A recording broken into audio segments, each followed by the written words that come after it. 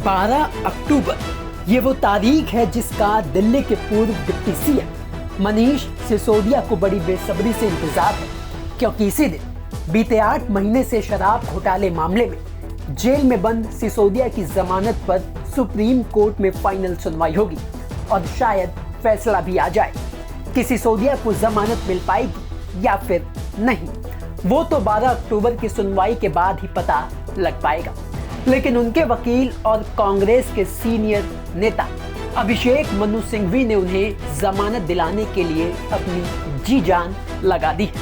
वो कैसे, ये आपको बताते हैं। दरअसल शराब घोटाले मामले में शुरुआत से ही सिसोदिया के केस की पैरवी अभिषेक मनु सिंघवी कर रहे हैं और जब निचली अदालत और हाई कोर्ट से जमानत याचिका खारिज होने के बाद सिसोदिया सुप्रीम कोर्ट पहुंचे तो खुद सिंघवी उनकी जमानत पर हो रही सुनवाई में पैरवी के लिए कोर्ट में मौजूद थे, जहां सिसोदिया को जमानत दिलाने के लिए कोर्ट के सामने अभिषेक मनु सिंघवी ने दलील देते हुए कहा, हमने जांच में पूरा सहयोग किया है, हमारा फ्लाइट रिस्क भी नहीं है। इस मामले में हमारे द्वारा गवाहों को धमकाने की कोई आशंका भी नहीं है, क्योंकि यह आबकारी नीति का निर्णय एक व्यक्ति का नहीं बल्कि सामूहिक रूप से लिया गया फैसला है। एलजी ने कुछ जोन में शराब की दुकानें खोलने की इजाजत नहीं देने की नीति बनाई और ये नीति इस आधार पर बनाई गई है कि नीलामी के बाद इसकी अनुमति दी जाएगी। इस नीति से पहले कार्टेलाइजेशन की वजह से उन्हें 65% का मुनाफा मिल रहा था। हमने सीसीटीवी और परीक्षण के साथ विश्व स्तरीय अनुभव की पेशकश की और इससे भारी राजस्व भी प्राप्त हुआ। अन्य सभी आरोपी, मुख्य आरोपी जिनके खिलाफ पैसे का लेन देन पाया गया है, उन सभी को जमानत मिल गई है। नई शराब नीति से कोई राजस्व की हानि नहीं हुई, इसमें बढ़ोतरी ही हुई है। हमने कार्टेलाइजेशन को पूरी तरह से खत्म कर दिया है।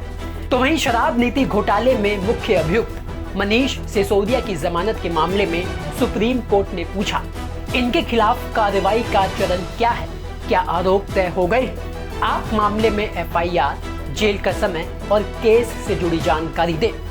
जिसके बाद जस्टिस संजीव खन्ना की अध्यक्षता वाली बेंच में सिसोदिया की तरफ से वकील अभिषेक मनु सिंघवी ने कहा, अभी तक आरोप तय नहीं हुए हैं, ये सप्लीमेंट्री चार्जशीट दाखिल करते रहते हैं, दस्तावेजों की आपूर्ति जारी है।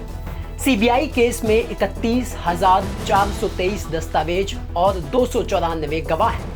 अन्य मामलों में 21,685 दस्तावेज और 162 गवाह हैं। कुल मिलाकर 50,000 दस्तावेज और 400 से अधिक गवाह हैं। जब इनके खिलाफ सीबीआई ईडी का केस हो सकता है तो फिर पूरे मंत्रिमंडल, सचिवों और एलजी को भी कटघरों में होना चाहिए। दरअसल पुरानी लॉबी चाहती थी कि यथास्थिति बनी रहे। उन्होंने पुरानी नीति को जारी रखने के लिए 3 कानूनी राय पेश की। आरोप है कि कैबिनेट नोट के साथ वो कानूनी राय नहीं रखी गई। आरोप विजय नायर पर भी लगे हैं। उन पर आरोप है कि वो मनीष सिसोदिया के करीबी सहयोगी हैं। सिसोदिया के खिलाफ कोई विशेष व्यक्तिगत आरोप नहीं है। स्पष्ट आरोप यह है कि सिसोदिया ने अपराध की आय में सहायता की, लेकिन कोई मनी ट्रेल नहीं मिला है। इस अपराध के लिए अधिकतम सजा 7 साल है। आरोप है कि सिसोदिया ने साउथ लॉबी के लिए एक्साइज पॉलिसी में हेरफेर किया, लेकिन डिमांड और प्राप्ति का कोई दस्तावेज सबूत नहीं है। ईडी अभी भी पैसों का पता लगा रही है। उनके पास केवल एक बयान है कि सिसोदिया ने अपराध की आय पैदा करने में सहायता की। यह धारा 3 पीएमएलए के लिए पर्याप्त नहीं है। सिसोदिया की पत्नी असाध्य बीमारियों से पीड़ित है। पूरे परिवार में उनकी देखभाल करने वाले सिसोदिया अकेले व्यक्ति हैं। बेटा विदेश में पढ़ाई कर रहा है। अब सिसोदिया के वकील सिंघवी से पूरा केस सुनने के बाद सुप्रीम कोर्ट ने ईडी की दलीलें सुनी, जिसमें वो लगातार सिसोदिया की जमानत का विरोध कर रही ईडी को जमकर फटकार भी लगाई और यहां तक कह दिया कि सबूत कहां हैं, ठोस सबूत लाओ वरना ये केस 2 मिनट भी नहीं टिकेगा। है अब इस मामले की सुनवाई 12 अक्टूबर को होगी, तभी पता चल पाएगा कि सुप्रीम कोर्ट सिसोदिया को जमानत देता है या फिर नहीं। ब्यूरो रिपोर्ट, दिल्ली तक।